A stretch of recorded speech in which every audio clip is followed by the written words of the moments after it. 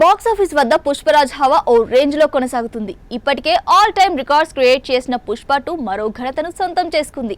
అంతేకాకుండా మొదటి రోజు 294 కోట్లతో మొదలైన పుష్పరాజ్ ప్రభంజనం ప్రపంచ వ్యాప్తంగా 1500 కోట్లకు పైగా వసూళ్లతో దూసుకెళ్తుంది. హిందీలో 100,000 కలెక్షన్స్ల రికార్డును పడగొట్టింది.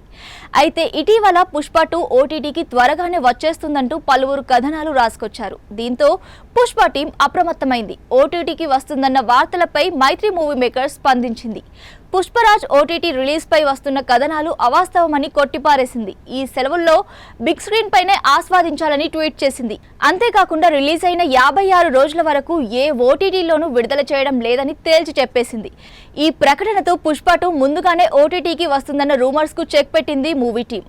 బాలీవుడ్ బాక్స్ ఆఫీస్ వద్ద పుష్పరాజ్ ప్రపంచం సృష్టిస్తోంది. ఈ మూవీ విడుదలై 15 రోజుల్లోనే 632 కోట్లకు పైగా నెట్ వసూలు సాధించింది. దీంతో హిందీ సినిమా చరిత్రలోనే అత్యంత వేగంగా అత్యధిక నెట్ కలెక్షన్స్ రాబట్టిన చిత్రంగా నిలిచింది. అంతేకాకుండా వసూళ్ల పరంగా గత 100 ఏళ్ల బాలీవుడ్ చరిత్రలోనే నంబర్ 1 స్థానాన్ని కైవసం చేసుకుంది. ఈ విషయాన్ని పుష్ప టీం అధికారికంగా ప్రకటించింది.